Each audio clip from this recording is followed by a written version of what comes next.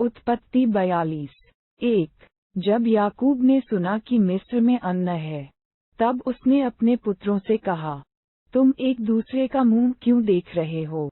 2। फिर उसने कहा, मैंने सुना है कि मिस्र में अन्न है, इसलिए तुम लोग वहां जाकर हमारे लिए अन्न मोल ले आओ, जिससे हम न मरें वरन जीवित रहें। प्रेरे 7:12।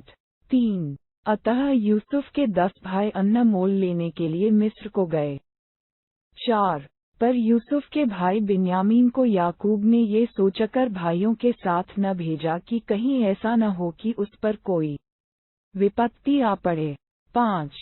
इस प्रकार जो लोग अन्न मोल लेने आए उनके साथ इस्राएल के पुत्र भी आए, क्योंकि कनान देश में भी भारी अकाल था। प्रेरे 7:11। 6। यूसुफ तो मिस्र देश का अधिकारी था, और उस देश के सब लोगों के हाथ वही अन्न बेचता था। इसलिए जब यूसुफ के भाई आए तब भूमि पर मुंह के बल गिरकर उसको दंडवत किया। 7। उनको देखकर यूसुफ ने पहचान तो लिया, परंतु उनके सामने भोला बनकर कठोरता के साथ उनसे पूछा, तुम कहाँ से आते हो? उन्होंने कहा, हम तो कनान देश से अन्न मोल लेने के लिए आए हैं। 8। यूसुफ ने अपने भाइयों को पहचान लिया, परंतु उन्होंने उसको न पहचाना। 9। तब यूसुफ अपने उन स्वप्नों को स्मरण करके जो उसने उनके विषय में देखे थे, उनसे कहने लगा, तुम भेदिए हो, इस देश की दुर्दशा को देखने के लिए आए हो। 10। उन्होंने उससे कहा, नहीं नहीं, हे प्रभु, तेरे दास भोजनवस्तु मोल लेने के लिए आए हैं। 11। हम सब एक ही पिता के पुत्र हैं, हम सीधे मनुष्य हैं, तेरे दास भेदिए नहीं। 12। उसने उनसे कहा, नहीं नहीं, तुम इस देश की दुर्दशा देखने ही को आए हो। 13। उन्होंने कहा, हम तेरे दास 12 भाई हैं, और कनान देशवासी एक ही पुरुष के पुत्र हैं, और छोटा इस समय हमारे पिता के पास है, और एक जाता रहा। 14। तब यूसुफ ने उनसे कहा, मैंने तो तुमसे कह दिया कि तुम भेदिए हो। 15। अतः इसी रीति से तुम परखे जाओगे। फिरौन के जीवन की शपथ, जब तक तुम्हारा छोटा भाई यहाँ न आए तब तक तुम यहाँ से न निकलने पाओगे। 16। इसलिए अपने में से एक को भेज दो कि वह तुम्हारे भाई को ले आए, और तुम लोग बंदी रहोगे। इस प्रकार तुम्हारी बातें परखी जाएंगी कि तुम में सच्चाई है कि नहीं। यदि सच्चे न ठहरे तब तो फिरौन के जीवन की शपथ तुम निश्चय ही भेदिए समझे जाओगे। 17। तब उसने उनको 3 दिन तक बंदीगृह में रखा। 18।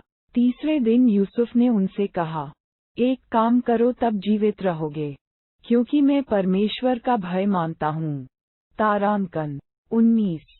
यदि तुम सीधे मनुष्य हो, तो तुम सब भाइयों में से एक जन इस बंदीगृह में बंधुआ रहे, और तुम अपने घरवालों की भूख मिटाने के लिए अन्न ले जाओ। 20। और अपने छोटे भाई को मेरे पास ले आओ, इस प्रकार तुम्हारी बातें सच्ची ठहरेगी, और तुम मार डाले न जाओगे। तब उन्होंने वैसा ही किया। 21। उन्होंने आपस में कहा, निस्संदेह हम अपने भाई के विषय में दोषी हैं, क्योंकि जब उसने हमसे गिड़गिड़ाकर विनती की, तब भी हमने ये देखकर कि उसका जीवन कैसे संकट में पड़ा है, उसकी न सुनी। इसी कारण हम भी अब इस संकट में पड़े हैं। 22। रूबेन ने उनसे कहा, क्या मैंने तुमसे न कहा था कि लड़के के अपराधी मत बनो? परंतु तुमने न सुना। देखो, अब उसके लहू का बदला लिया जाता है। 23। यूसुफ की और उनकी बातचीत जो एक दुभाषिया के द्वारा होती थी, इससे उनको मालूम न हुआ कि वह उनकी बोली समझता है। 24। तब वह उनके पास से हटकर रोने लगा, फिर उनके पास लौटकर और उनसे बातचीत करके उनमें से शिमोन को छांट निकाला और उसके सामने बंदी बना लिया। 25। तब यूसुफ ने आज्ञा दी कि उनके बोरे अन्न से भरो और एक एक जन के बोरे में उसके रुपये को भी रख दो, फिर उनको मार्ग के लिए भोजनवस्तु दो। अतः उनके साथ ऐसा ही किया गया। 26 तब वे अपना अन्न अपने गदहों पर लाद कर वहां से चल दिए। 27 सराय में जब एक ने अपने गदहे को चारा देने के लिए अपना बोरा खोला, तब उसका रुपया बोरे के मुंह पर रखा हुआ दिखलाई पड़ा। 28 तब उसने अपने भाइयों से कहा, मेरा रुपया तो लौटा दिया गया है, देखो वह मेरे बोरे में है। तब उनके जी में जी न रहा और वे एक दूसरे की ओर भय से ताकने लगे और बोले, परमेश्वर ने ये हमसे क्या किया है। उद्धरण चिन्ह 29 तब वे कनान देश में अपने पिता याकूब के पास आए और अपना सारा वृत्तांत उसे इस प्रकार वर्णन किया। 30 जो पुरुष उस देश का स्वामी है, उसने हमसे कठोरता के साथ बातें की और हमको देश के भेद ये कहा। 31 तब हमने उससे कहा, हम सीधे लोग हैं, भेदिए नहीं।